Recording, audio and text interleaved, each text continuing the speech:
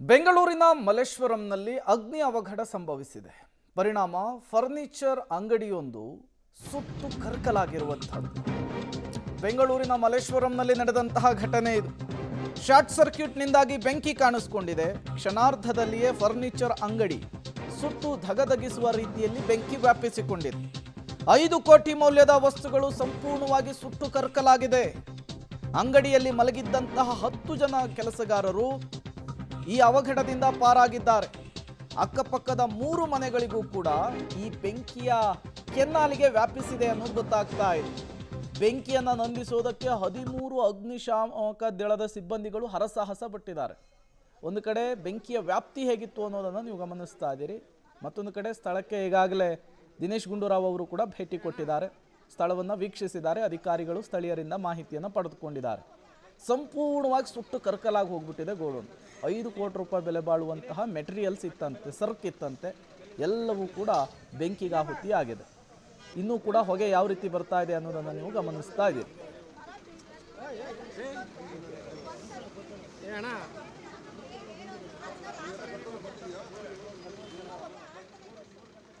ನಿನ್ನೆ ರಾತ್ರಿ ಅದೇ ಇಲ್ಲಿ ನಮ್ಮ ಪೈಪ್ಲೈನ್ ರಸ್ತೆಯಲ್ಲಿ ಈ ಒಂದು ಬೆಂಕಿಯ ಅವಘಡ ಆಗಿರುವಂಥದ್ದು ನನ್ನ ನಿನ್ನೆ ರಾತ್ರಿ ನಡೆದಿದೆ. ಸುಮಾರು 2:30-3 ಗಂಟೆ ಇದು ಆಗಿ ತಕ್ಷಣವೇ ಇಲ್ಲಿಯ ಸ್ಥಳೀಕರು ಕೂಡ ನಮ್ಮ ಏನು ಫೈರ್ ಸೇಫ್ಟಿ ಅವ್ರಿಗೆ ಫೋನ್ ಮಾಡಿದ್ದಾರೆ, ಫೈರ್ ಸರ್ವಿಸಸ್ ಅವ್ರಿಗೆ.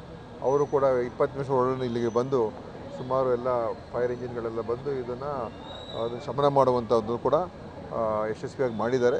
ಯಾವುದೇ ಒಂದು ಪ್ರಾಣಹಾನಿ ಏನಾಗಿಲ್ಲ. ಆದರೆ ಸಾಕಷ್ಟು ಆ ಒಂದು ಏನು ಫ್ಯಾಕ್ಟ್ರಿ ಥರ ಅಂದರೆ ಎಲ್ಲ ಮರದ ಒಂದು ಪದಾರ್ಥಗಳನ್ನು ಮಾಡ್ತಕ್ಕಂಥ ಒಂದು ಫ್ಯಾಕ್ಟ್ರಿ ಥರ ಅಲ್ಲಿದೆ, ಅಲ್ಲಿ ಇದು ನಡೆದಿದೆ. ಅದರಿಂದ ಅಲ್ಲಿ ಸಾಕಷ್ಟು ಸಾಮಾನುಗಳೆಲ್ಲ ಅದು ಸುಟ್ಟೋಗಿರ್ತಕ್ಕಂಥದ್ದು. ಮತ್ತು ಅಕ್ಕಪಕ್ಕ ಮನೆಗಳಿಗೂ ಕೂಡ ಸ್ವಲ್ಪ ಮಟ್ಟಿಗೆ ಏನು ಅಪಾರ್ಟ್ಮೆಂಟ್ ಥರ ಇದೆ, 2 ಸಣ್ಣ ಅಪಾರ್ಟ್ಮೆಂಟ್ಗಳು ಅದರ ಹಿಂಭಾಗ, ಅದಕ್ಕೂ ಕೂಡ ಸ್ವಲ್ಪ. ಮತ್ತಷ್ಟು ಡೀಟೇಲ್ಸನ್ನು ಕೊಡೋದಕ್ಕೆ ನಾಗೇಶ್ ನೇರ ಸಂಪರ್ಕದಲ್ಲಿ ಜಾಯ್ನ್ ಆಗಿದ್ದಾರೆ. ನಾಗೇಶ್, ಹೇಗಾಯಿತು ಈ ಅಗ್ನಿ ಅವಘಡ ಅಂಥೇಳಿ, ಏನೇನು ಹಾನಿ ಆಗಿದೆ, ಡೀಟೇಲ್ಸ್ ಕೊಡಬಹುದಾ ಅಂತ?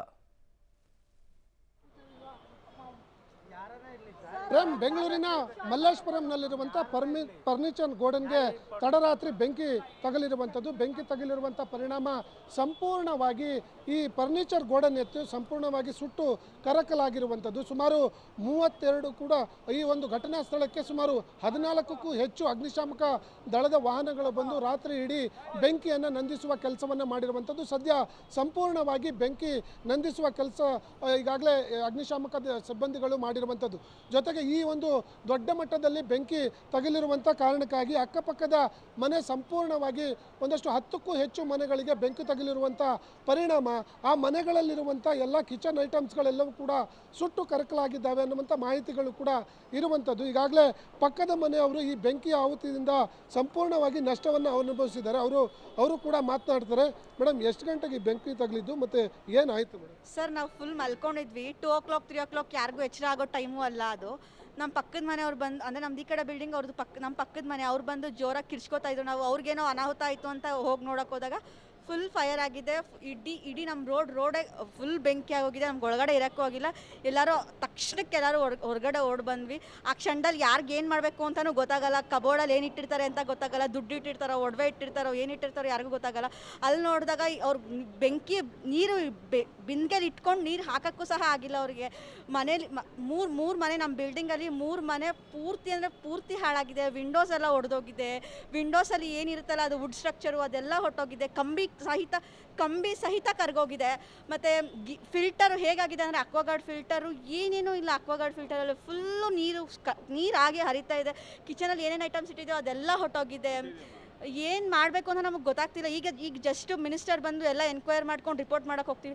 ಅದೇನಾಗಿದೆ ಅಂದರೆ ಈಗ ಸದ್ಯಕ್ಕೆ ಅವ್ರಿಗೆ ಏನು ಮಾಡಬೇಕು ಅಂತ ಅವರಿಗೂ ಗೊತ್ತಾಗ್ತಿಲ್ಲ. ನಮಗೆ ಕಂಪೆನ್ಸೇಷನ್ ಬೇಕು. ನಮಗೆ ಗೌರ್ಮೆಂಟ್ ಕಂಪೆನ್ಸೇಷನ್ ಕೊಡುತ್ತಾ, BBMP ಕಂಪೆನ್ಸೇಷನ್ ಕೊಡುತ್ತಾ, ಅಥವಾ ಈ ಪ್ರಾಪರ್ಟಿ ಓನರ್ ಕಂಪೆನ್ಸೇಷನ್ ಕೊಡುತ್ತಾ ನಮಗೆ ಗೊತ್ತಿಲ್ಲ. ತುಂಬ ದಿನದಿಂದ ನಾವು ಹೇಳಿ ನಮಗೆ ಸಾಕಾಗ್ತಿತ್ತು.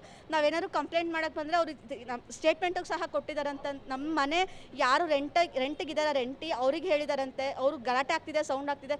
ನೈಟ್ ಟೈಮೆಲ್ಲ ವರ್ಕರ್ಸ್ ಇರ್ತಾರೆ, ಅಲ್ಲಿ ಓನರ್ ಇರಲ್ಲ, ವರ್ಕರ್ಸ್ ಇರ್ತಾರೆ. ವುಡ್ ವರ್ಕ್ಸ್ ನಡೀತೆ. ಇದು ಫುಲ್ಲು ಏನಿದೆ ಅಲ್ಲ ವುಡ್ ವರ್ಕ್ಸ್ ನಡೀತೆ. ಹೆಂಗಾಗಿದೆ ಅಂತೇಳಿ ಸರ್ ನಮಗೇನು ಅಂತಂದರೆ ಅವರು ದಿನ ನೈಟ್ ಆಲ್ಮೋಸ್ಟ್ ಏನು ಮಾಡೋರು ಅಂತಂದರೆ ವರ್ಕರ್ಸು ಲೈಕ್ ಡ್ರಿಂಕ್ಸ್ ಮಾಡೋದು, ಸ್ಮೋಕ್ ಮಾಡೋದು, ಗಲಾಟೆ ಮಾಡೋದು ಈ ರೀತಿ ಎಲ್ಲ ಮಾಡ್ತಿದ್ರು. ನಾವು ಓನರಿಗೆ ಹೇಳೋಷ್ಟು ಹೇಳಿ ಕಂಪ್ಲೇಂಟ್ ಮಾಡೋಷ್ಟು ಮಾಡಿದ್ವಿ.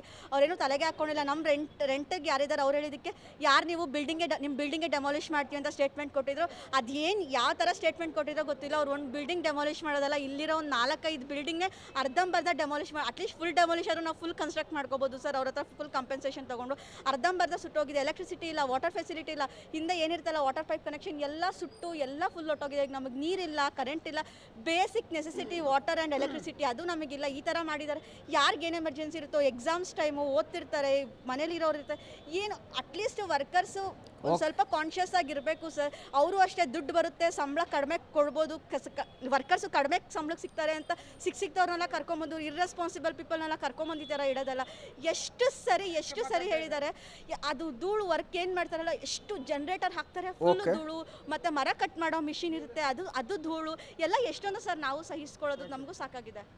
ಇದು ಈಗಾಗಲೇ ಇಲ್ಲಿ ಅಗ್ನಿಶಾಮಕ ಸಿಬ್ಬಂದಿಗಳು ಅಲ್ಲಿ ಪರಿಶೀಲನೆ ಮಾಡಿ ನೋಡಿದಂಥ ಸಂದರ್ಭದಲ್ಲಿ ಶಾರ್ಟ್ ಸರ್ಕ್ಯೂಟ್ನಿಂದ ಈ ಒಂದು ದುರಂತ ಸಂಭವಿಸಬಹುದು ಅಂತ ಶಂಕಿಸಲಾಗಿದ್ದು, ಈಗಾಗಲೇ ಪ್ರಕರಣಕ್ಕೆ ಸಂಬಂಧಪಟ್ಟಂತೆ ದೂರು ಕೂಡ ದಾಖಲಾಗಿದ್ದು ಪೊಲೀಸರು ಬಂದು ಘಟನೆಯ ಮಾಹಿತಿ ಪಡೆದು ತನಿಖೆಯನ್ನು ಮಾಡುವ ಕೆಲಸವನ್ನು ಮಾಡ್ತಿರುವಂಥದ್ದು. Prem. Okay, thank you Nagesh ತಮ್ಮೆಲ್ಲ ಮಾಹಿತಿಗಾಗಿ. ಈಗ ಅಗ್ನಿ ಅವಘಡ ಆಗಿದೆ. 5 ಕೋಟಿ ರೂಪಾಯಿ ಒಳಗಿರುವಂತಹ ಸರಕುಗಳು ಸುಟ್ಟು ಭಸ್ಮವಾಗಿದೆ. ನೋಡೋಣ ಪೊಲೀಸರು ಯಾವ ರೀತಿ ತನಿಖೆಯನ್ನು ನಡೆಸ್ತಾರೆ. ನಿಜಕ್ಕೂ ಕೂಡ ಶಾರ್ಟ್ ಸರ್ಕ್ಯೂಟ್ನಿಂದಲೇ ಈ ಅವಘಡ ಆಗಿದ್ದ ಅಥವಾ ಬೇರೆ ಏನಾದರೂ ಕಾರಣ ಇದೆಯಾ ಗೊತ್ತಾಗಬೇಕಿದೆ.